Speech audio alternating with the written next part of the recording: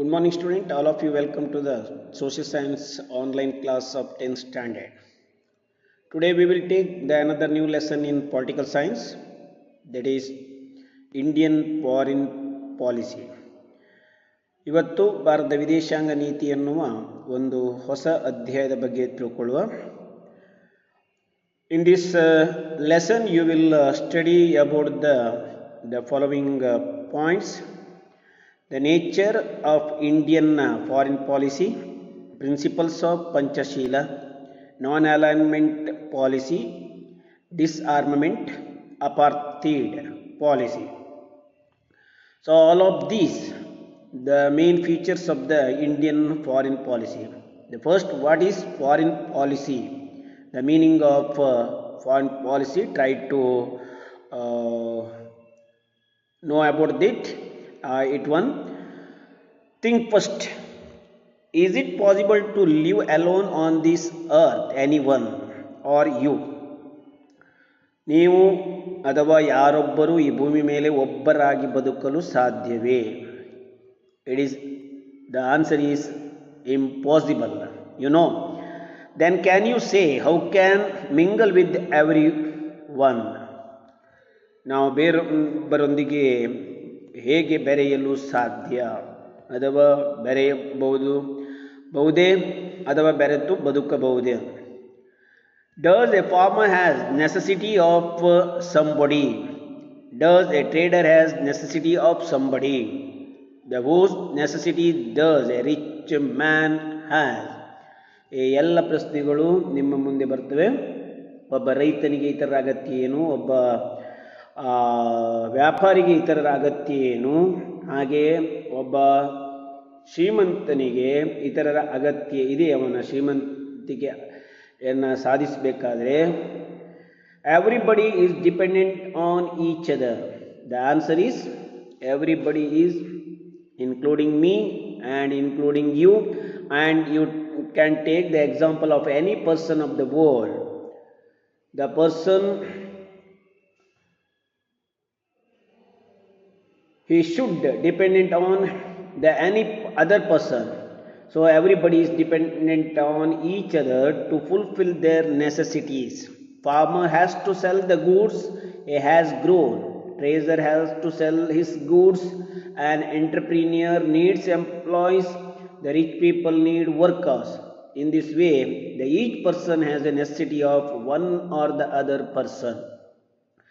ಈಗ ಇಲ್ಲಿ ವಿವರಿಸಿದ ಹಾಗೆ ಪ್ರತಿಯೊಬ್ಬರೂ ಇನ್ನೊಬ್ಬರನ್ನು ಅವಲಂಬಿತರಾಗಿರ್ತಾರೆ ತಮ್ಮ ಬದುಕಿಗೆ ಅಥವಾ ತಮ್ಮ ವೃತ್ತಿಯಲ್ಲಿ.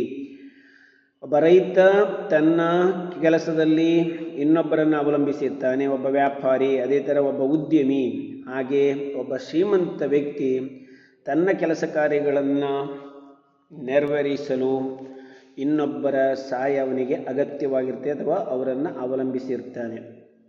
So thus the one nation, it also requires the support of other country or help of the other country to develop its economy or develop its overall development.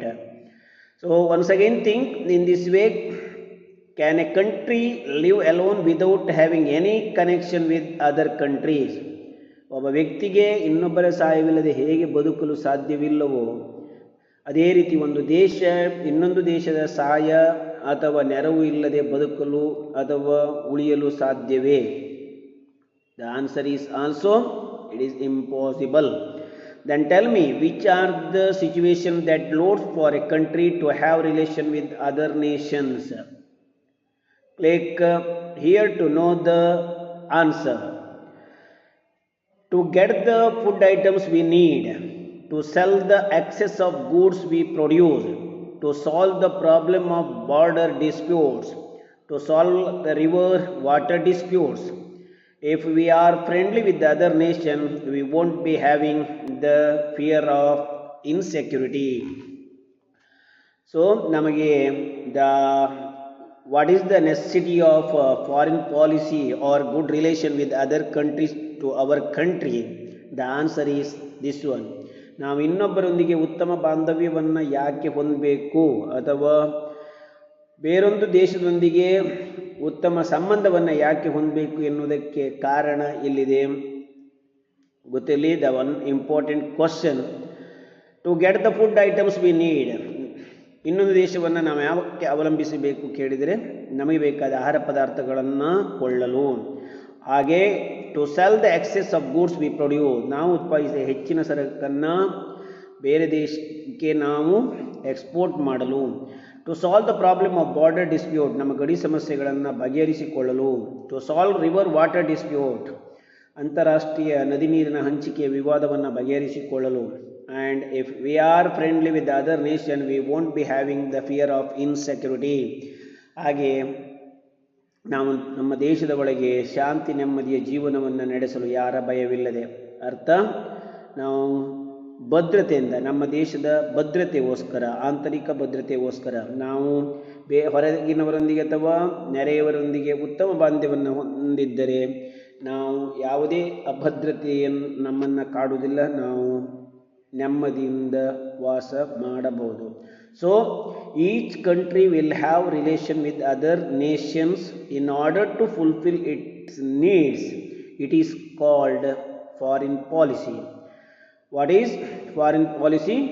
Each country will have relation with other nations in order to fulfill its needs.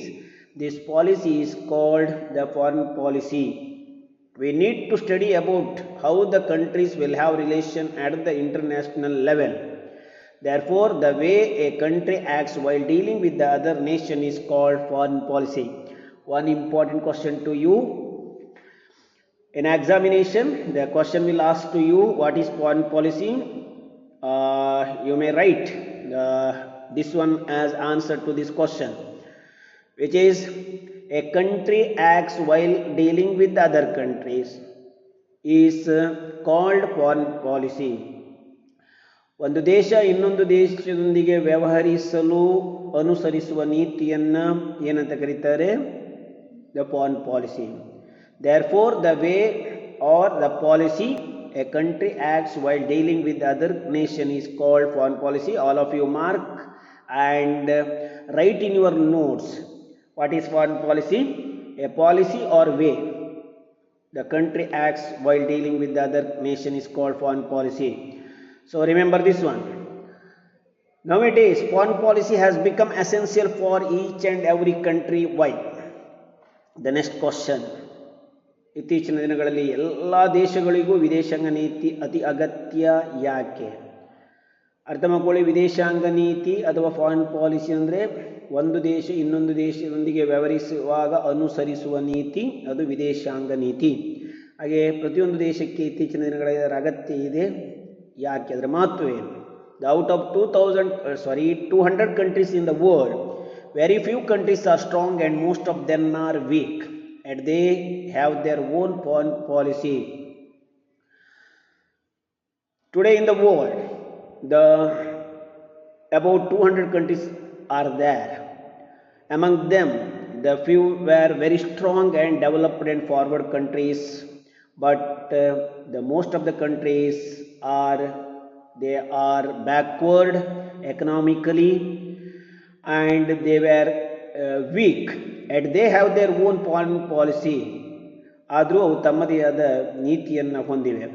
ಇಲ್ಲೀಗ ಒಂದು side America ಚಿತ್ರ ಕೊಟ್ಟಿದ್ದಾರೆ, ಇನ್ನೊಂದು side Uganda ಕೊಟ್ಟಿದ್ದಾರೆ. America is the example for the forward developed and well organised in defence matter or technology or science. But in another side, left side, the Uganda is there, but it is very poor country in all matters. So the Uganda also one of the nation of the world, the America also one of the nation of the world. To Uganda, for its survival or existence, it need or requires a foreign policy or a good relation with other countries of the world. Think, did India have a such kind of foreign policy before 1947? India was not a sovereign country before 1947, therefore it did not have its own foreign policy. 1947ರ ಮೊದಲು ಭಾರತ ಈ ವಿದೇಶಾಂಗ ನೀತಿಯನ್ನು ಹೊಂದಿತ್ತೇ? ಇಲ್ಲ. ಕಾರಣ ಏನಂತ ಹೇಳಿದರೆ, India was not A sovereign country. Bharat ಸಾರ್ವಭೌಮ ರಾಷ್ಟ್ರವಾಗಿರಲಿಲ್ಲ. ಸಾರ್ವಭೌಮ ರಾಷ್ಟ್ರ ಎಂದರೆ ಆಂತರಿಕವಾಗಿ ಬಾಹ್ಯವಾಗಿ ಒಂದು ದೇಶ ಇನ್ನೊಂದು ದೇಶದ ಅಧೀನಕ್ಕೆ ಒಳಪಡದೆ, ನಿಯಂತ್ರಣಕ್ಕೆ ಒಳಪಡದೆ ಇರುವಂಥದ್ದು. ಆದರೆ 1947ರ ಮೊದಲು ಭಾರತ ಬ್ರಿಟಿಷರ ಅಧೀನದಲ್ಲಿತ್ತು. ಬ್ರಿಟಿಷ್ ಕಾನೂನಿನ ಪ್ರಕಾರ ಭಾರತದಲ್ಲಿ ಆಡಳಿತ ನಡೀತಿತ್ತು. ನಮಗೆ ಯಾವುದೇ ಸ್ವಾತಂತ್ರ್ಯ ಇರಲಿಲ್ಲ. So India was not have its own foreign policy before 1947. Then what is a sovereign country? Another important question to you. ನಾನು ಈಗಾಗಲೇ ಹೇಳಿದಾಗೆ ಸಾವರಿನ್ ಪಾಲಿಸಿ ಅಂದರೆ ಏನು, ಆರ್ ಸಾವರಿನ್ ಕಂಟ್ರಿ, ಸಾರ್ವಭೌಮ ರಾಷ್ಟ್ರ ಅಂದರೆ ಏನು? Sovereign country is that a country which is not under any other countries control either for internal or external issues. ನಾನು ಈಗಲೇ ಹೇಳಿದಾಗೆ ಆಂತರಿಕವಾಗಿ ಬಾಹ್ಯ ವಿಚಾರದಲ್ಲಿ ಒಂದು ದೇಶ ಇನ್ನೊಂದು ದೇಶದ ನಿಯಂತ್ರಣದಲ್ಲಿ ಇಲ್ಲದೇ ಇರುವುದು ಅಥವಾ ಅಧೀನದಲ್ಲಿ ಇಲ್ಲದೇ ಇರುವ ಆ ದೇಶವನ್ನು ಏನಂತ ಕರೀತಾರೆ? ಸ್ವತಂತ್ರ ದೇಶ ಅಥವಾ ಸಾರ್ವಭೌಮ ರಾಷ್ಟ್ರ ಅಂತ ಕರೀತಾರೆ. Once again all of you mark this and write in your notebook. What is a sovereign country? Sovereign country is that country which is not under any other countries the control either for internal or external issues. When did India get independence? You know, all of you, the August 1947. After 1947 the India became independent nation or country. Then what is the benefit for us of getting independence? Yes, because of independence we can take the decision related our nation on our own or independently.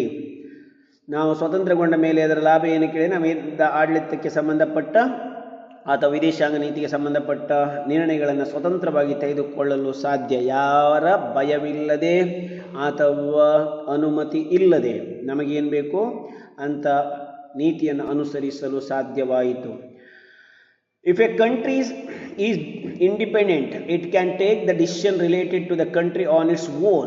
In the same way, it can decide what kind of relationship it should have with other nations in the world. That is called foreign policy. After independence, the India formed its own foreign policy. So that one require or need to our policy. ಹಾಗೆ ಭಾರತ ಸ್ವಾತಂತ್ರ್ಯಗೊಂಡ ಮೇಲೆ ತನ್ನದೇ ಆದ ವಿದೇಶಾಂಗ ನೀತಿಯನ್ನು ಅದು ಜಾರಿಗೆ ತಂದಿತ್ತು ಅಥವಾ ಅನುಸರಿಸಿತು. It can what kind of relationship it should have with other nation in the world. ಹಾಗೆ ಬೇರೆ ದೇಶದೊಂದಿಗೆ ಯಾವ ರೀತಿಯಲ್ಲಿ ನಾವು ವ್ಯವಹರಿಸಬೇಕು, ಅದಕ್ಕೆ ಯಾವ ನೀತಿ ಬೇಕು ಎನ್ನುವುದನ್ನು ನಾವು ಅನುಸರಿಸ್ತೇವೆಯೋ ಅದನ್ನೇ ಫಾರಿನ್ ಪಾಲಿಸಿ ಅಂತ ಕರೀತಾರೆ. So India also has its own foreign policy after independence. India has been considered as one of the major countries of the world with its the huge population, natural resources, military forces, intellectual and industrialists, the educational capacities. Now another two more question. Today in the world, India considered as one of the major country or strong country because of these following reason. ಇಂದಿನ ಜಗತ್ತಿನಲ್ಲಿ ಭಾರತ ಒಂದು ಬಲಿಷ್ಠ ಅಥವಾ ಒಂದು ದೊಡ್ಡ ರಾಷ್ಟ್ರ ಎನ್ನುವ ಆಗಿ ಪರಿಗಣಿಸಿದೆ. ಅದಕ್ಕೆ ಕಾರಣಗಳೇನು? ಅದಕ್ಕೆ ಮುಖ್ಯ ಕಾರಣಗಳು, number 1, all of you mark this, the huge population. ಜಗತ್ತಿನ ಸುಮಾರು 17-18% ಜನಸಂಖ್ಯೆಯನ್ನು ಭಾರತ ಹೊಂದಿದೆ. ಆದ ಕಾರಣ ಇದನ್ನು ಒಂದು ಮೇಜರ್ ಕಂಟ್ರಿ ಅಂತ ಕನ್ಸಿಡರ್ ಮಾಡಲಾಗಿದೆ. ಜಗತ್ತಿನಲ್ಲಿ ಇರುವಂಥ ಸ್ವಾಭಾವಿಕ ಸಂಪನ್ಮೂಲಗಳಲ್ಲಿ ಭಾರತದಲ್ಲಿರುವಂಥ ಸಂಪನ್ಮೂಲಗಳ ಪಾಲು ದೊಡ್ಡದು. ಹಾಗೆ ಭಾರತವು ಮಿಲಿಟ್ರಿಯಲ್ಲಿ ಕ್ರಮವಾಗಿ 4, 5, 6ನೇ ಸ್ಥಾನ. ಯಾವುದರಲ್ಲಿ? ಸೇನೆ, ವಾಯುಸೇನೆ ಮತ್ತು ನೌಕಾಸೇನೆಯಲ್ಲಿ ಅಂಥ ಒಂದು ಸ್ಥಾನವನ್ನು ಹೊಂದಿದೆ. ಬೌದ್ಧಿಕ ಸಾಮರ್ಥ್ಯದಲ್ಲಿ ಭಾರತ ಎಲ್ಲ ದೇಶಗಳಿಗಿಂತ ಮುಂದಿದೆ. ಹಾಗೆ ಔದ್ಯೋಗಿಕವಾಗಿಯೂ ಭಾರತ ಮುಂದುವರಿಯುತ್ತಿದೆ. ಹಾಗೆ ಭಾರತದ ಶೈಕ್ಷಣಿಕ ಸಾಮರ್ಥ್ಯ ಉನ್ನತಿಯನ್ನು ಕಾಣ್ತಿದೆ. ಈ ಎಲ್ಲ ಕಾರಣಗಳಿಂದ ಭಾರತವನ್ನು ಇಂದು ಜಗತ್ತಿನ ಒಂದು ಮುಖ್ಯ ರಾಷ್ಟ್ರವನ್ನಾಗಿ ಪರಿಗಣಿಸಲಾಗಿದೆ. All of you remember. So the why did what are the reason for the India is considered as the major country because of this reason. The foreign policy, which are the aims and objectives of Indian foreign policy. The three questions are there, very important in this lesson for 3 marks. Once again remind to you, all of you remember the 3 questions. Number 1, the main objectives and aims of Indian foreign policy. Number 2, the Indian foreign policy framed on the basis of which factors, or which factors influenced the framing of Indian foreign policy. Bharat ವಿದೇಶಾಂಗ ನೀತಿಯನ್ನು ರೂಪಿಸುವಲ್ಲಿ ಪ್ರಭಾವ ಬೀರಿದ ಅಂಶಗಳು ಯಾವುವು? The very important question, what are the main principles of Indian foreign policy? ನಿಮಗೆ ಅದು ಗೊತ್ತಿರಲಿ. ಸೊ ಇಲ್ಲಿ ಒಂದು ಬಾಕ್ಸಲ್ಲಿ ಕೊಟ್ಟ ಬಗ್ಗೆ ಜವಾಹರ್ಲಾಲ್ ನೆಹರು ಅವರ ಮಾತನ್ನು ನೀವು ಓದ್ಕೊಂಡಿರಿ. ಅದು ರಾಷ್ಟ್ರೀಯ ಆಸಕ್ತಿ ಅಥವಾ ಹಿತಾಸಕ್ತಿಯ ಕುರಿತಾದದ್ದು. ನಿಮ್ಮ ಪುಸ್ತಕದಲ್ಲಿ ಇದೆ, ನೋಡ್ಕೊಳ್ಳಿ. The next important question, the major aims of Indian foreign policy. ಈ ಮೂರರಲ್ಲಿ ಒಂದು ಪ್ರಶ್ನೆ 100 ಅಲ್ಲ 1000 ಪಟ್ಟು ಗ್ಯಾರಂಟಿ. ಈ 3 ಪ್ರಶ್ನೆ ನಿಮ್ಗೆ ಗೊತ್ತಿದ್ರೆ ಅದರಲ್ಲಿ ಒಂದು ಪ್ರಶ್ನೆ ಖಂಡಿತವಾಗಿ ಎಕ್ಸಾಮಿಗೆ ಬರ್ತದೆ. ಅದನ್ನು ನೀವು ತಿಳ್ಕೊಂಡಿರಬೇಕು. ನಿಮ್ಮ ನೋಟ್ಬುಕ್ಕಲ್ಲಿ ಎಕ್ಸಸೈಸಲ್ಲಿ ಕ್ವಶನ್ ಇರಲಿ ಇಲ್ಲದೆ ಇರಲಿ, ನಿಮ್ಮ ನೋಟ್ಬುಕ್ಕಲ್ಲಿ ಅದನ್ನು ಬರೆದಿಟ್ಕೊಳ್ಳಿ. ಇದೇ answer. Just you can write only the points. ಯಾವ ಎಕ್ಸ್ಪ್ಲನೇಷನ್ ಬೇಡ, ನಿಮ್ಮ ಪಾಯಿಂಟ್ಸ್ ಬರ್ಕೊಂಡ್ರೆ ಸಾಕು. Number 1, the national security. National interest is the main point of the foreign policy or principle of the foreign policy. It includes number 1, national security. ರಾಷ್ಟ್ರೀಯ ಹಿತಾಸಕ್ತಿ ಯಾವುದನ್ನು ಒಳಗೊಂಡಿರುತ್ತೆ ಕೇಳಿ? 5 ಅಂಶಗಳನ್ನು ಒಳಗೊಂಡಿರುತ್ತೆ. ಅವೇ ನಮ್ಮ ವಿದೇಶಾಂಗ ನೀತಿಯ ಯಾವುದು ಗುರಿಗಳು ಅಥವಾ ಉದ್ದೇಶಗಳು. ಅದು ರಾಷ್ಟ್ರೀಯ ಭದ್ರತೆ. Number 2, enriching national economy. ನಮ್ಮ ಅರ್ಥವ್ಯವಸ್ಥೆಯನ್ನು ಬಲಪಡಿಸುವುದು. Number 3, spreading the cultural richness of our country in other country. ನಮ್ಮ ದೇಶದ ಸಾಂಸ್ಕೃತಿಕ ಹಿರಿಮೆಯನ್ನು ವಿದೇಶಗಳಲ್ಲಿ ಅದನ್ನು ಸ್ಪ್ರೆಡ್ ಮಾಡುವಂಥದ್ದು. Number 4, by increasing the number of friendly countries and check the power of enemy country. ಪ್ರಪಂಚದ ಇತರ ದೇಶಗಳೊಂದಿಗೆ ಉತ್ತಮ ಬಾಂಧವ್ಯವನ್ನು ಹೊಂದಿದ್ದು ನಮ್ಮ ವೈರಿಗಳ ಶಕ್ತಿಯನ್ನು ಕುಗ್ಗಿಸಲು. And achieving world peace and coexistence. ಆ ಮೂಲಕ ಜಾಗತಿಕ ಶಾಂತಿಯನ್ನು ಕಾಪಾಡುವುದು ಹಾಗೂ ಪರಸ್ಪರ ಸಹಬಾಳ್ವೆಯನ್ನು ಸಾಧಿಸುವುದು. ಸೊ ಈ 5 ವಿಚಾರಗಳು ನಮ್ಮ ವಿದೇಶಾಂಗ ನೀತಿಯ ಏನಂತ ಹೇಳ್ಬೋದು, ಗುರಿ. Don't take any confusion. The objectives and aims of Indian foreign policy and the main principle are features of Indian foreign policy. ಇವೆರಡರ ಮಧ್ಯೆ ಕನ್ಫ್ಯೂಸ್ ಆಗ್ತೀರಿ. ಇಲ್ಲಿ ಏಮ್ಸ್ ಆ್ಯಂಡ್ ಆಬ್ಜೆಕ್ಟಿವ್ಸ್ ಅಂತ ಬಂದರೆ ಮಾತ್ರ ಈ ಉತ್ತರವನ್ನು ಬರೀಬೇಕು. ಗೊತ್ತಿರಲಿ 5 ವಿಚಾರಗಳಿವೆ. ಸೊ ಇದಕ್ಕೆ ಕಾರಣಗಳೇನು, ಇದರ ಹಿನ್ನೆಲೆ ಏನು? ಭಾರತದ ವಿದೇಶಾಂಗ ನೀತಿ ಈ ಗುರಿಗಳನ್ನು ಇಟ್ಟುಕೊಳ್ಳಲಿಕ್ಕೆ ಮುಖ್ಯ ಕಾರಣ ನಮ್ಮ ಭಾರತದ ಆಗಿನ ಪರಿಸ್ಥಿತಿ. The time of independence, the Indian political situation, the economic condition and the India's border issues. So the Prime Minister of India at that time, the first Prime Minister of India, Jawaharlal Nehru, he was the person responsible for the framing of Indian foreign policy. So he was known as the architect of Indian foreign policy. Jawaharlal ನೆಹರುವನ್ನು ಭಾರತ ವಿದೇಶಾಂಗ ನೀತಿಯ ಶಿಲ್ಪಿ ಅಂತ ಕರೀತಾರೆ. ಕಾರಣ ಭಾರತದ ಆಗಿನ ಪರಿಸ್ಥಿತಿಗೆ ಅನುಗುಣವಾಗಿ ಭಾರತ ವಿದೇಶಾಂಗ ನೀತಿಯನ್ನು ರೂಪಿಸಿದ್ದು ಜವಾಹರ್ಲಾಲ್ ನೆಹರು. ಅದರ ಹಿನ್ನೆಲೆ ಏನು ಕೇಳಿದರೆ, in the radio speech of September 7, 1946, Jawaharlal Nehru outlined the foreign policy of India for the first time to the general public. The speech gave an indication of the foreign relationship India is going to foster with countries like America, Russia, France, England and China and other neighboring countries. 1946 September 7ನೇ ತಾರೀಕಿನ ದಿನ ಜವಾಹರ್ಲಾಲ್ ನೆಹರು ಮಾಡಿದ radio ಭಾಷಣದಲ್ಲಿ ಮೊದಲ ಬಾರಿಗೆ ಭಾರತದ ವಿದೇಶಾಂಗ ನೀತಿಯ ಬಗ್ಗೆ ಪ್ರಸ್ತಾಪಿಸಲಾಯಿತು. ಹಾಗೆ ಈ ವಿದೇಶಾಂಗ ನೀತಿಯು ನಮ್ಮ ನೆರೆಹೊರೆ ದೇಶಗಳೊಂದಿಗೆ ಹಾಗೂ ಜಗತ್ತಿನ ಬಲಾಢ್ಯ ದೇಶಗಳೊಂದಿಗೆ ಯಾವ ರೀತಿ ಸಂಬಂಧವನ್ನು ಹೊಂದಬೇಕು ಎನ್ನುವುದರನ್ನ ಬಗ್ಗೆ ತಿಳಿಸಿಕೊಟ್ಟಿತು. So another important question, already I told you, which are the factors influenced or determined the Indian foreign policy, or on the basis of which factor Indian foreign policy was framed. ಯಾವ ವಿಷಯಗಳ ಆಧಾರದ ಮೇಲೆ ಭಾರತದ ಈ ವಿದೇಶಾಂಗ ನೀತಿಯನ್ನು ಜವಾಹರ್ಲಾಲ್ ನೆಹರು ರೂಪಿಸಿದರು, ಅದಕ್ಕೆ ಕಾರಣಗಳು. Very simple answer, the 3 mark question. Our foreign policy is influenced by many things. They are: number 1, national interest. Already you are studied. It includes 5 points. Those are the objectives and aims of Indian foreign policy. ಈಗಾಗಲೇ ನೀವು ನೋಡಿದ್ದೀರಿ, national interest ಅಂತ ಹೇಳುವುದು ಅದು 5 ವಿಚಾರಗಳನ್ನು ಒಳಗೊಂಡಿದೆ. ಅದೇ ನಮ್ಮ ವಿದೇಶಾಂಗ ನೀತಿಯ ಗುರಿಗಳು ಅಂತ ಹೇಳಿದೆ. ಇಲ್ಲಿ ನಮ್ಮ ಫಾರಿನ್ ಪಾಲಿಸಿಯ ಮೇಲೆ ಪ್ರಭಾವ ಬೀರಿದ ಮೊದಲ ಅಂಶ ನ್ಯಾಷನಲ್ ಇಂಟ್ರೆಸ್ಟ್. ಅದಕ್ಕೆ ತಕ್ಕಂತೆ ನಮ್ಮ ವಿದೇಶಾಂಗ ನೀತಿಯನ್ನು ರೂಪಿಸಿದ್ದಾರೆ. Number 2, geographical interest.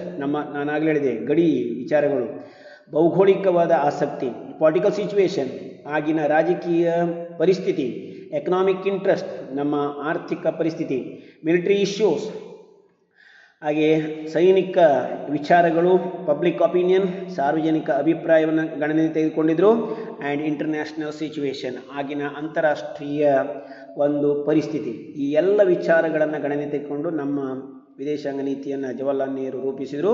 So these are the points influenced or determined our foreign policy.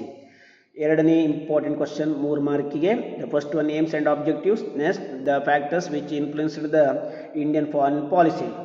The next, the basic aspects or main features of Indian foreign policy. Very important question for examination. ಇದರಲ್ಲಿ 5 ವಿಚಾರಗಳಿವೆ. ಅದರಲ್ಲಿ separate ಆಗಿ 1 ಅಥವಾ 2 3 ಮಾರ್ಕಿಗೆ ಕೇಳ್ಬೋದು. For example, non align movement ಬಗ್ಗೆ ಆಗಲಿ ಅಥವಾ ಪಂಚಶೀಲದ ಬಗ್ಗೆ ಆಗಲಿ ಕೇಳ್ಬೋದು. ಇಲ್ಲ ಈ ರೀತಿ ಕೇಳ್ತಾರೆ, which are the basic aspect of main principle of Indian foreign policy ಕೇಳಿದರೆ ನೀವು ಇದು ಬರೀಬೇಕು. ಅದರಲ್ಲಿ ಫಸ್ಟ್ ಪಂಚಶೀಲ ಪ್ರಿನ್ಸಿಪಲ್ ಬರ್ತದೆ, ನಾನ್ ಅಲೈನ್ ಮೂವ್ಮೆಂಟ್ ಬರ್ತದೆ, ಹಾಗೆಯೇ ಇನ್ನೂ 3 ವಿಚಾರಗಳಿರ್ತವೆ. ಅದು ಡಿಸ್ಆರ್ಮೆಂಟ್ ಇರ್ಬೋದು, ದ ಅಗೇನ್ಸ್ಟ್ ಅಪಾರ್ಥೈಡ್ ಪಾಲಿಸಿ ಇರ್ಬೋದು, ಅಥವಾ ಆ್ಯಂಟಿ ರೇಷಿಯಲ್ ಪಾಲಿಸಿ ಇರ್ಬೋದು. ಒಟ್ಟಿಗೆ 5 ಇದೆ. ಸೊ ಇವುಗಳನ್ನು ಭಾರತ ವಿದೇಶಾಂಗ ನೀತಿಯ ಬೆನ್ನೆಲುಬು ಅಥವಾ ಪ್ರಮುಖ ತತ್ವಗಳು ಅಂತ ಕರೀತಾರೆ. Number 1, Panchsheel. The what is Panchsheel? So it includes 5 characters, 5 ಗುಣಗಳನ್ನು ಇದು ಹೊಂದಿದೆ. ಇದನ್ನು 2 ದೇಶಗಳು ಒಪ್ಪಿಕೊಂಡಿವೆ ಒಂದು ಒಪ್ಪಂದ ಪ್ರಕಾರ, ಚೀನಾ ಮತ್ತು ಭಾರತ. ಭಾರತ ಇನ್ನೂ ಸಹ ತನ್ನ ವಿದೇಶಾಂಗ ನೀತಿಯ ಮೊದಲ ಒಂದು ತತ್ವವನ್ನಾಗಿ ಅದು ಅಳವಡಿಸ್ಕೊಂಡಿದೆ. ಬಟ್ ಚೀನಾ ಯಾವಾಗಲೇ ಆ ವಿಚಾರವನ್ನು ಗಾಳಿಗೆ ತೂರಿದೆ. ಸೊ ಪಂಚಶೀಲ, ದೋ the countries have their own social, economical, political and cultural system, they have always tried to foster healthy relation with other countries.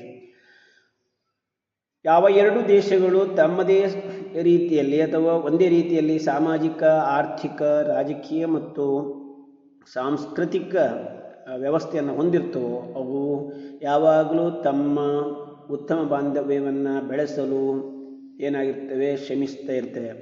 ಅದಕ್ಕೆ ಉದಾಹರಣೆಗಳು ಅಂತ ಹೇಳಿದರೆ, ಈ ಚೀನಾ ಮತ್ತು ಭಾರತದ ನಡುವೆ ಆದಂಥ ಈ ಪಂಚಶೀಲ ಒಪ್ಪಂದ, ಆದರೆ ಆಗ ಸರಿಯಾಗಿತ್ತು ಮಾಡಿಕೊಳ್ಳುವಾಗ, ನಂತರದ ದಿನಗಳಲ್ಲಿ ಚೀನಾ ಅದನ್ನು ಮರೆತು ಬಿಟ್ಟಿತ್ತು. Panchsheel principles, the background for this, based on the similar lines in 1954, remember both India and China accepted Panchashila principles to foster the international relationship. Who signed these? For this, Jawaharlal Nehru, the Prime Minister of India, and the Zhou Enlai, the Prime Minister of China. ಚೀನಾದ ಪ್ರಧಾನಮಂತ್ರಿ ಅಥವಾ ಮಂತ್ರಿಯಾಗಿದ್ದಂಥ ಚೌ ಎನ್ಲಾಯ್ ಮತ್ತು ಜವಾಹರ್ಲಾಲ್ ನೆಹರು ಅವರು 1954ರಲ್ಲಿ ಮಾಡಿಕೊಂಡ Sino Indian pact or agreement or China India ಒಪ್ಪಂದದಲ್ಲಿ ಇದನ್ನು ಪ್ರಸ್ತಾಪಿಸಿ ಒಪ್ಪಿಕೊಳ್ಳಲಾಯಿತು. ನಾನು ಆಗಲೇ ಹೇಳಿದಾಗೆ ಇದರಲ್ಲಿ 5 ವಿಚಾರಗಳಿವೆ. ಅವುಗಳನ್ನು 2 ದೇಶಗಳು ಇನ್ನು ಮುಂದೆ ಪರಸ್ಪರ ವಿದೇಶಾಂಗ ನೀತಿಯಲ್ಲಿ ಪಾಲಿಸಬೇಕು ಅಥವಾ ಇನ್ನೊಂದು ದೇಶದ ಬಗ್ಗೆ ವ್ಯವಹರಿಸುವಾಗ ಪಾಲಿಸಬೇಕು ಎನ್ನುವ ಷರತ್ತಿನೊಂದಿಗೆ ಒಪ್ಪಿಕೊಳ್ಳಲಾಯಿತು. 1 ಮಾರ್ಕಿನ ಪ್ರಶ್ನೆ. ಇನ್ 1954 India and China accepted and agreed and signed for the agreement that is called Panchashila Principles, Nehru and Chowan-Lai. The first, which are the 5 characters or features of this Panchashila? ಇದನ್ನು ಸಪ್ರೇಟಾಗಿ 3 ಮಾರ್ಕಿಗೆ ಕೇಳ್ತಾರೆ. ನೀವು ಇದು 5 ನೆನಪಿಟ್ಕೊಳ್ಬೇಕು. Number the 1, the respecting each other's the sovereignty and the regional interest. ಅರ್ಥ ಮಾಡ್ಕೊಳ್ಳಿ. ಇಲ್ಲಿ ಮೊದಲನೇದು ಅಂತ ಹೇಳಿದ್ರೆ, ಒಂದು ದೇಶ ಇನ್ನೊಂದು ದೇಶದ ಸಾರ್ವಭೌಮತೆಯನ್ನು ಹಾಗೂ ಆ ದೇಶದ ಆಸಕ್ತಿಯನ್ನು ಗೌರವಿಸುವಂಥದ್ದು. ಗೊತ್ತಿಲ್ಲಿ respecting each other's sovereignty and regional interest, ಭೌಗೋಳಿಕವಾದ ಗೌರವವನ್ನು ಅಥವಾ ಮಾನ್ಯತೆಯನ್ನು ಗೌರವಿಸುವುದು. ಇದು number 1. Non invasion of each other, ಒಬ್ಬರಿಗೊಬ್ಬರು ದಾಳಿ ಮಾಡದೇ ಇರುವಂಥದ್ದು. Number 3, non interference in each other's internal issues, ಒಂದು ದೇಶ ಇನ್ನೊಂದು ದೇಶದ ಆಂತರಿಕ ವಿಷಯದಲ್ಲಿ ಹಸ್ತಕ್ಷೇಪ ಮಾಡದೇ ಇರುವುದು. 4ನೇದು ಮ್ಯೂಚುವಲ್ ಕೋಆಪರೇಷನ್ ಆ್ಯಂಡ್ ರೆಸ್ಪೆಕ್ಟ್, ಪರಸ್ಪರ ಸಹಕಾರ ಮತ್ತು ಮಾನ್ಯತೆ.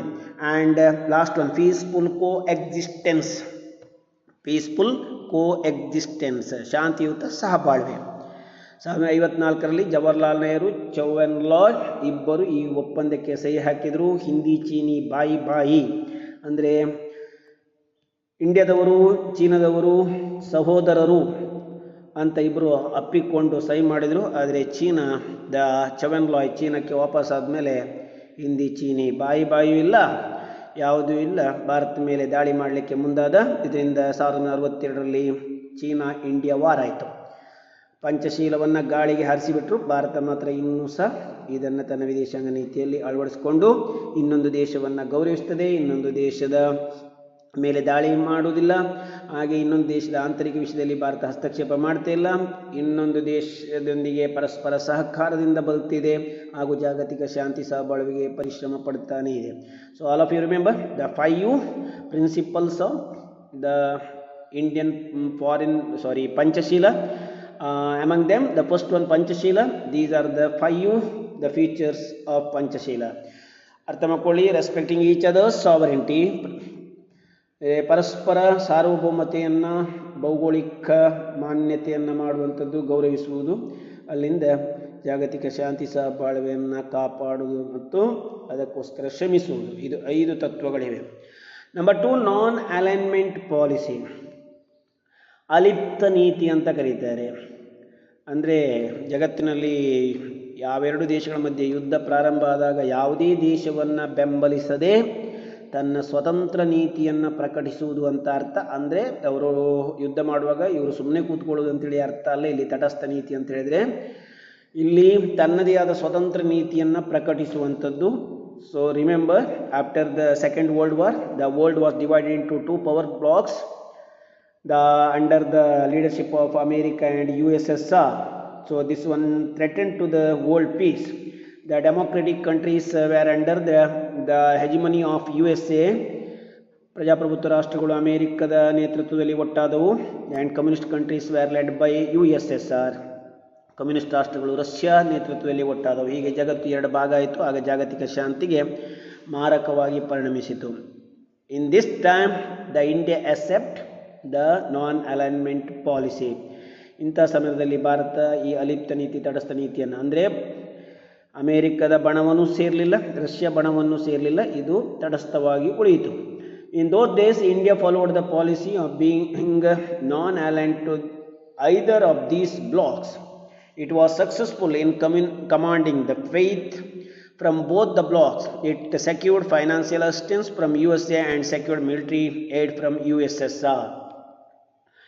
ಅಂಥ ಸಮಯದಲ್ಲಿ ನಿಮಗೆ ಗೊತ್ತಿರಬೇಕು what is non alignment policy. After the division of the world into 2 power blocks, India did not join any power block of the world, but it followed and practiced its own policy, that is called non-alignment policy. So ಆ ನಂತರ ಭಾರತ ಈ ನೀತಿಯನ್ನು ಮುಂದುವರಿಸುವಲ್ಲಿ ಯಶಸ್ವಿಯಾಗಿ ಎರಡೂ ದೇಶಗಳಿಂದ ನೆರವನ್ನು ಪಡೆಯಿತು. USA financial ಅಂದರೆ ಆರ್ಥಿಕ ನೆರವನ್ನು, ಹಾಗೆ ರಷ್ಯಾದಿಂದ ಮಿಲಿಟರಿ ನೆರವನ್ನು ಪಡೆದುಕೊಂಡಿತು.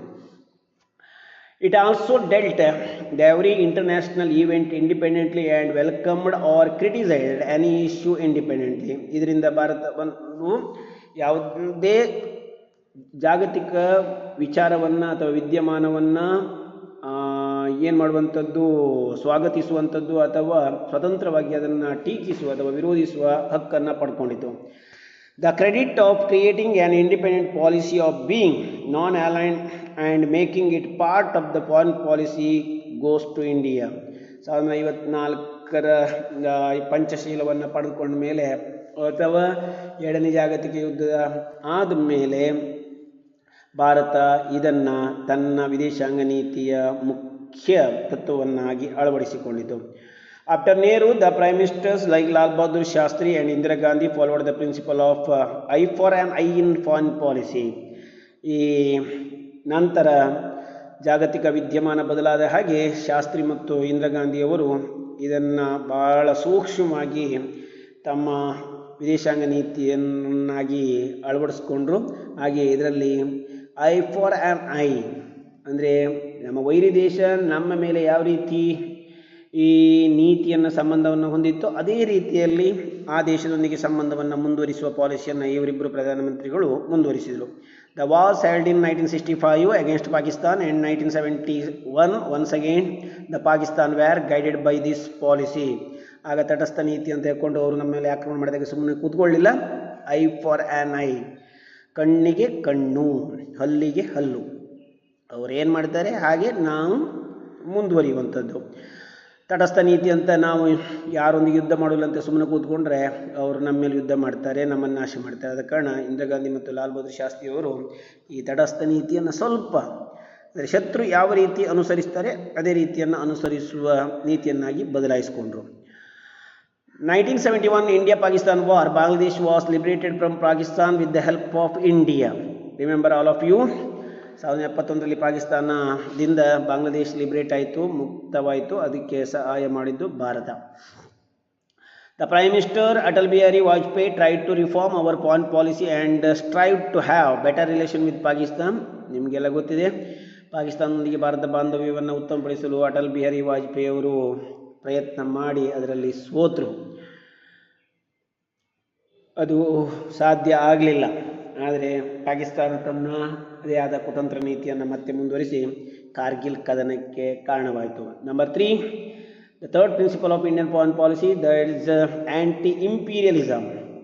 ಆ್ಯಂಟಿ-ಇಂಪೀರಿಯಲಿಸಮ್ ಮೀನ್ಸ್ ವಸಾಹತುಶಾಹಿ ವಿರೋಧ ನೀತಿ. No, before independence the India was the colony of England. Like the other countries of the world also were the colonies of England. The foreign policy of India opposed imperialism. Bharat ಸ್ವತಂತ್ರಗೊಂಡ ಮೇಲೆ ಈ ವಸಾಹತುಶಾಹಿಯನ್ನು ವಿರೋಧಿಸಿದರು. Then what is imperialism? All of you remember this answer. Imperialism is an attempt by a sovereign country to take over another sovereign country with the intention of ruling it for its personal gains. ನಿಮ್ಗೆ ಅರ್ಥ ಆಗ್ತದೆ? ಜಗತ್ತಿನ ಒಂದು ಸಾರ್ವಭೌಮ ರಾಷ್ಟ್ರ ಇನ್ನೊಂದು ಸಾರ್ವಭೌಮ ರಾಷ್ಟ್ರವನ್ನು ತನ್ನ ಲಾಭಕ್ಕೆ ತನ್ನ ಅಧೀನದಲ್ಲಿ ಇಟ್ಟುಕೊಳ್ಳುವಂಥ ನೀತಿಯನ್ನು ಇಂಪೀರಿಯಲಿಸಮ್ ಅಂತ ಕರೀತಾರೆ, ಅಥವಾ ಅದನ್ನು ಸಾಮ್ರಾಜ್ಯಶಾಹಿ ನೀತಿ ಅಂತ ಕರೀತಾರೆ, ಅಥವಾ ಕಾಲೋನಿಯಲಿಸಮ್ ಅಂತ ಕರೀತಾರೆ, ಅಥವಾ ವಸಾಹತುಶಾಹಿ ನೀತಿ ಅಂತ ಕರೀತಾರೆ.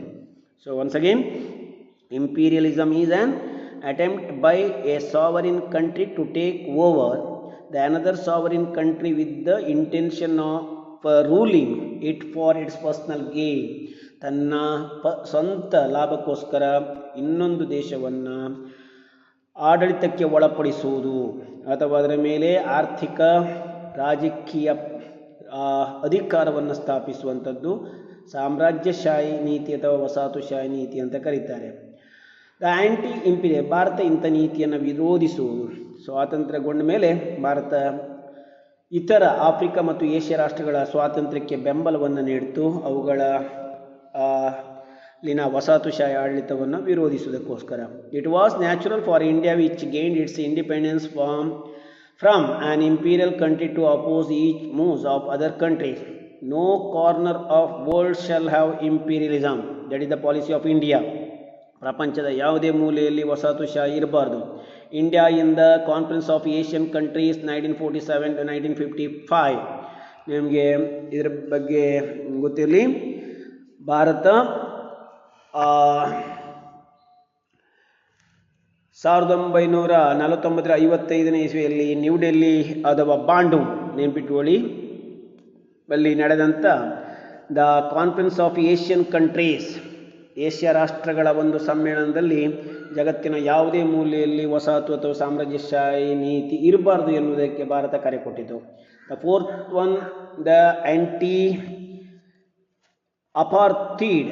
ಇಲ್ಲಿ ತಪ್ಪಾಗಿದೆ, ನೋಡ್ಕೊಳ್ಳಿ. ಆ್ಯಂಟಿ ಇಂಪೀರಿಯಲಿಸಮ್ ಅಲ್ಲ, ಅದು ಆ್ಯಂಟಿ ಅಪಾರ್ಥೀಡ್ policy.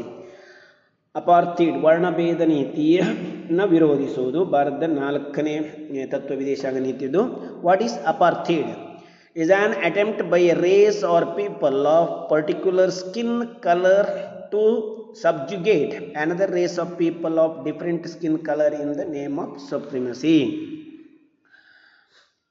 Illi that is the differentiation between the white color skin and black color skin people.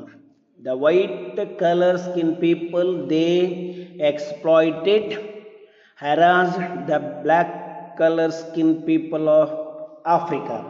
ಇದನ್ನೇ ವರ್ಣಭೇದ ನೀತಿ ಅಂತ.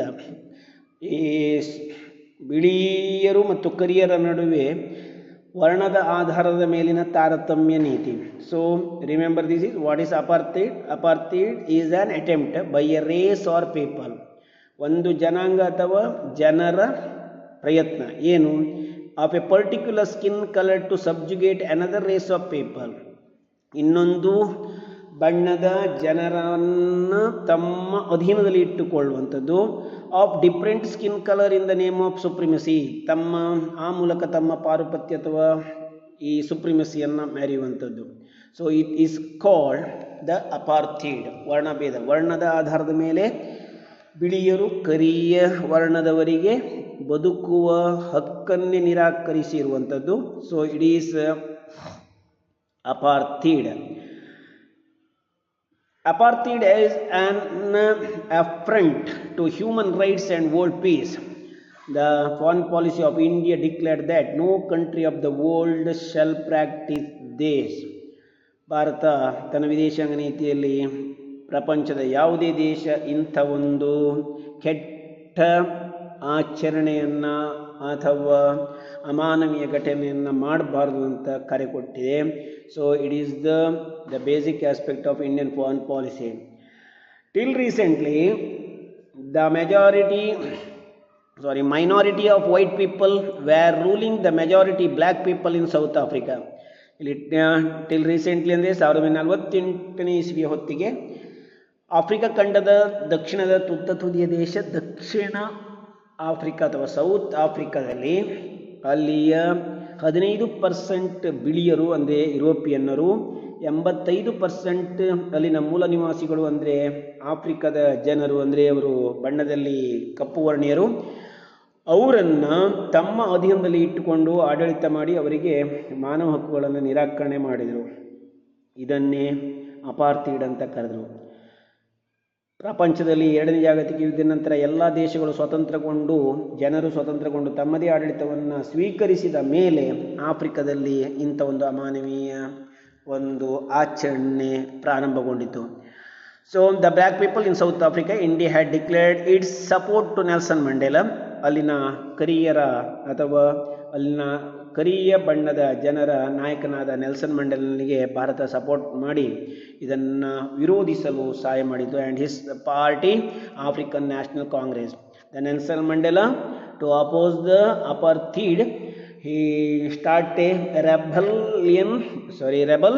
or revolt against the minority people's government of the white color people or Europeans in South Africa. For this purpose, he established one political party that is called ANC or African National Congress, who were opposing apartheid in their country. But what happened? The next, Nelson Mandela was arrested and imprisoned him for 26 years after the opposition of world nations against South Africa. The Nelson Mandela was liberated or released from the jail, and the fact or agreement signed between the government of South Africa, that time the W.S. Clerk, and between the Nelson Mandela. So thus in 1993 the apartheid practice was stopped in South Africa after the release of Nelson Mandela from the jail, and after the treaty was signed between Nelson Mandela and W. Clerk of the President of South Africa. ಅಲ್ಲಿ 1993 ಹೊತ್ತಿಗೆ ಈ apartheid policy ಏನಾಯಿತು, ಕೊನೆಗೊಂಡಿತು. Nelson Mandela became the president of South Africa, or he became the leader of the South African nation. The last one, the basic aspect of Indian foreign policy, disarmament or ನಿಶ್ಶಸ್ತ್ರೀಕರಣ. ಭಾರತ ವಿದೇಶಾಂಗ ನೀತಿಯ ಮತ್ತೊಂದು ಬೆನ್ನೆಲುಬು ತತ್ವ ಅದು ನಿಶ್ಶಸ್ತ್ರೀಕರಣ. ಪ್ರಪಂಚದಲ್ಲಿ ಈವರೆಗೆ 2 ಯುದ್ಧಗಳಾಗಿವೆ, ಇನ್ನು ಮುಂದೆ ಯುದ್ಧವೇ ಆಗಬಾರ್ದು. ಅದಕ್ಕೆ ಪ್ರತಿಯೊಂದು ದೇಶ ಶಸ್ತ್ರಾಸ್ತ್ರ ಪೈಪೋಟಿಯನ್ನು ನಿಲ್ಲಿಸಬೇಕು. ಯಾವುದೇ ಶಸ್ತ್ರಗಳನ್ನು, ಭಯಾನಕ ಶಸ್ತ್ರಗಳನ್ನು ಉತ್ಪಾದಿಸಬಾರ್ದು, ಇನ್ನೊಂದು ದೇಶಕ್ಕೆ ಹಂಚಬಾರ್ದು. ಹಾಗೆ ಜಾಗತಿಕ ಶಾಂತಿಯನ್ನು ಕಾಪಾಡಬೇಕೆನ್ನುವುದು ಭಾರತದ ರಾಷ್ಟ್ರೀಯ ಗುರಿಗಳಲ್ಲಿ ಒಂದು. So what is disarmament? ನಿಶ್ಶಸ್ತ್ರೀಕರಣ ಎಂದರೆ there is an increased competition for the production, sale and collection of arms in the world. Many of the countries are worried that is a massive scale of arms could lead to Third World War. The countries with the massive arms may attack another country intentionally or by mistake or by accident, the triggering massive. 2 ಜಾಗತಿಕ ಯುದ್ಧ ಆದಮೇಲೆ ನೀವು ಈಗಾಗಲೇ ತಿಳ್ಕೊಂಡಿದ್ರಿ, ಜಗತ್ತು 2 ಭಾಗ ಆಯಿತು. America, Russia ನೇತೃತ್ವದಲ್ಲಿ. ಆಮೇಲೆ ಕಾಂಪಿಟೀಷನ್ ಸ್ಟಾರ್ಟ್ ಆಯಿತು. ಜಗತ್ತಿನ ಮೇಲೆ ನಿಯಂತ್ರಣ ಹೊಂದಲು 2 ಬಣದವರು ಪ್ರಯತ್ನಪಟ್ಟು ಭಯಾನಕ ಮಾರಕ ಅಸ್ತ್ರಗಳ ಉತ್ಪಾದನೆಗೆ ಮುಂದಾದರು. ಇದರಿಂದ ಅಣುಬಾಂಬ್, ಜಲಜನಕದ ಬಾಂಬ್ಗಳು, ಪಾಯ್ಸನ್ ಗ್ಯಾಸ್ಗಳು, ಖಂಡಾಂತರ ಕ್ಷಿಪಣಿಗಳು, ಇವುಗಳೆಲ್ಲದರ ಉತ್ಪಾದನೆ ಆಯಿತು. ಇದು 3ನೇ ಜಾಗತಿಕ ಯುದ್ಧದ ಭಯವನ್ನು ತಂದೊಡ್ಡಿತು. ಸೊ ಇದರಿಂದ ಜಗತ್ತಿನಲ್ಲಿ 3ನೇ ಜಾಗತಿಕ ಯುದ್ಧ ಆರಂಭವಾಗ್ತದೆ. ಇದನ್ನು ತಪ್ಪಿಸಲಿಕ್ಕೆ ಭಾರತ ತನ್ನ ವಿದೇಶಾಂಗ ನೀತಿಯಲ್ಲಿ ನಿಶ್ಶಸ್ತ್ರೀಕರಣ ಅಂದರೆ ಶಸ್ತ್ರವನ್ನು ಹೊಂದದೇ ಇರು, the give of all type of the arms are the give up the production of all type of arms of the wars. ಯುದ್ಧಕ್ಕೆ ಸಂಬಂಧಪಟ್ಟ ಎಲ್ಲ ಶಸ್ತ್ರಗಳ ಉತ್ಪಾದನೆಯನ್ನು ತಗ್ಗಿಸುವುದು ಅಥವಾ ನಿಲ್ಲಿಸುವುದು, ಅದರ ಸಂಗ್ರಹವನ್ನು ನಿಲ್ಲಿಸುವುದು, ಇದನ್ನೇ ಡಿಸ್ಆರ್ಮೆಂಟ್ ಅಂತ ಕರೀತಾರೆ. So there is increased competition. ಇಲ್ಲಿ ಪುನಃ ರಿಪೀಟ್ ಆಗಿದೆ. ಅದು ಈಗಾಗಲೇ ಉತ್ಪಾದನೆಯಾದ ಸರಕುಗಳು ದ್ವೇಷದಿಂದಲೋ, ಮಾತ್ಸರ್ಯದಿಂದಲೋ ಅಥವಾ ಆಕಸ್ಮಿಕವಾಗಿಯೋ ಇನ್ನೊಂದು ದೇಶ ಮೇಲೆ ಪ್ರಯೋಗ ಮಾಡಲ್ಪಟ್ಟಾಗ ಅದು ಸಮೂಹ ನಾಶಕ್ಕೆ ಕಾರಣವಾಗ್ತದೆ. ಕೋಟ್ಯಾಂತರ ಜನರ ಸಾವು ನೋವಿಗೆ ಅದು ಕಾರಣ ಆಗ್ತದೆ. ಅದರಿಂದ ಅಂಥದ್ದು ಬೇಡ ಅಂತ ಹೇಳ್ಕೊಂಡು ಭಾರತ ನಿಶ್ಶಸ್ತ್ರೀಕರಣ ನೀತಿಯನ್ನು ತನ್ನ ವಿದೇಶಾಂಗ ನೀತಿಯಲ್ಲಿ ಅಳವಡಿಸಿಕೊಂಡು ಪ್ರಪಂಚದಲ್ಲಿ ಶಾಂತಿ ಸ್ಥಾಪನೆಗೆ ಪ್ರಯತ್ನಿಸ್ತಿದೆ. India being peace loving, what is the effort of India in keeping the peace of the world or in establishment of the establishment of peace in the world? Bharat ಶಾಂತಿ ಸ್ಥಾಪನೆಯಲ್ಲಿ ಭಾರತ ಪ್ರಯತ್ನ ಏನು? Your answer is India being peace loving country advocates for the reduction of arms quantitatively as well the qualitatively. ಅರ್ಥ ಮಾಡ್ಕೊಳ್ಳಿ, ಎಲ್ಲ ಬಗೆಯ ಸಮರಾಸ್ತ್ರಗಳನ್ನು ಸ್ಥಗಿತಗೊಳಿಸುವುದು. ಈ ರೀತಿ ಭಾರತ ಕರೆ ಕೊಡ್ತು. Since the time of Nehru India has supported disarmament process, though it is impossible and impractical to attain total disarmament. ಸಂಪೂರ್ಣ ನಿಶ್ಶಸ್ತ್ರೀಕರಣವನ್ನು ಸಾಧಿಸುವುದು ತುಂಬ ಕಷ್ಟ. ಯಾಕಂದರೆ ನಮ್ಮ ರಕ್ಷಣೆಗೆ ಸ್ವಲ್ಪ ಮಟ್ಟಿನ ಶಸ್ತ್ರಗಳನ್ನು ಹೊಂದಲೇಬೇಕಾಗ್ತದೆ. Every country needs arms for its production and attempt can be made reduce the number of arms. The Constitution of India, the next point, Article 51 advocates for a foreign policy that aims at establishing international peace and cooperation. ನಿಮ್ಮ ಉತ್ತರ continue ಆಗಬೇಕು. ಭಾರತದ ಸಂವಿಧಾನದ 51ನೇ ವಿಧಿ ವಿದೇಶದ ನೀತಿಯ ಬಗ್ಗೆ ಅಥವಾ ಭಾರತದ ಶಾಂತಿ ಪ್ರಕ್ರಿಯೆ ಬಗ್ಗೆ ಹೇಳ್ತದೆ, ಸಹಬಾಳ್ವೆ ಬಗ್ಗೆ ಹೇಳ್ತದೆ. ಆದ ಕಾರಣ 1 ಮಾರ್ಕಿ ಸಹ ಇದು ನಿಮ್ಗೆ ಗೊತ್ತಿರಲಿ. The constitution of India's article 51 advocates for a foreign policy that aims at establishing international peace and cooperation. The Department of External Affairs of the central government plays a decisive role in formulating our foreign policy. ಇದಕ್ಕೆ ಸಂಬಂಧಪಟ್ಟ ಇಲಾಖೆ ನಮ್ಮ ವಿದೇಶಾಂಗ ನೀತಿಗೆ ಸಂಬಂಧಪಟ್ಟ ಮಹತ್ವದ ಪಾತ್ರವನ್ನು ನಿರ್ವಹಿಸ್ತಿದೆ. ಇದನ್ನು ಸಹ ನೀವು ಬರೀಬೇಕು 3ನೇ ಪಾಯಿಂಟ್ ಆಗಿ. ಭಾರತದ ಶಾಂತಿ ಸ್ಥಾಪನೆಯಲ್ಲಿ, ಅಂತಾರಾಷ್ಟ್ರೀಯ ಶಾಂತಿ ಸ್ಥಾಪನೆಯಲ್ಲಿ the role of India in establishment of the peace of world. ಅದಕ್ಕೆ ಉತ್ತರ ನಮ್ಮ ಸಂವಿಧಾನದಲ್ಲೇ ಅದನ್ನು ಭಾರತ ಅಳವಡಿಸ್ಕೊಂಡಿದೆ. ನಂತರ ವಿದೇಶಾಂಗ ನೀತಿಯ ತತ್ವವನ್ನಾಗಿ ಅಳವಡಿಸ್ಕೊಂಡಿದೆ. ಭಾರತ ನಿಶಸ್ತ್ರೀಕರಣವನ್ನು ಯಾವಾಗಲೂ ಬೆಂಬಲಿಸ್ತದೆ, ಶಸ್ತ್ರೀಕರಣವನ್ನು ವಿರೋಧಿಸ್ತಿದೆ. It always considered our national interest and public opinion. ಇದು ನಮ್ಮ ರಾಷ್ಟ್ರೀಯ ಗುರಿ ಅಂತ ಭಾರತ ಘೋಷಣೆ ಮಾಡಿದೆ. Indian foreign policy aims at strengthening UNO. India strives to have a strong foreign relationship with the countries of world through SAARC and Commonwealth of Nations, as well as moreover India has been one of the major member. ನಿಮಗೆ ಮುಂದಿನ ಪಾಠದಲ್ಲಿ ಬರುತ್ತೆ. ಇದು 4ನೇ point ಆಗಿ ಬರೀರಿ.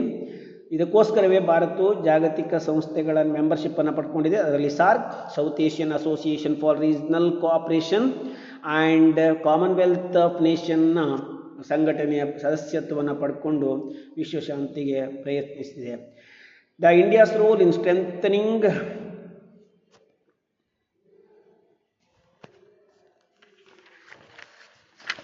remember in UNO, the last point, as well as moreover India has been one of the members of UNO. As a member of UNO, India strived the hard for establishing the peace and cooperation in the world and good relationship between the countries of the world.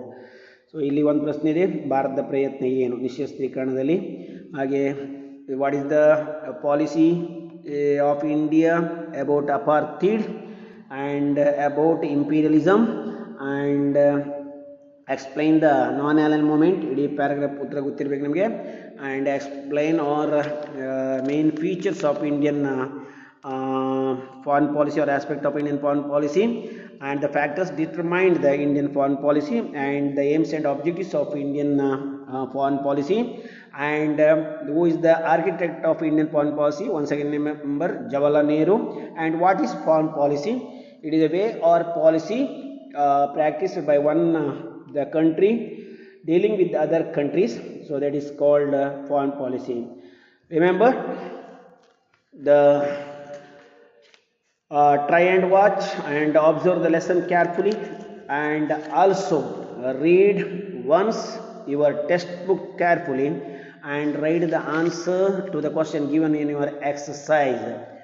ಇಲ್ಲಿ 1 ಮಾರ್ಕಿನ ಮತ್ತು 3 ಮಾರ್ಕಿನ important ಪ್ರಶ್ನೆಗಳು ಎಲ್ಲವನ್ನು ನಾನು ಹೇಳಿದ್ದೇನೆ. ಅದನ್ನು clear ಆಗಿ ನಿಮ್ಮ ಪುಸ್ತಕದಲ್ಲಿ ಬರೆದಿಟ್ಟುಕೊಳ್ಳಿ. Not only exercise question, you have to write the important question of this lesson. Thank you all of you.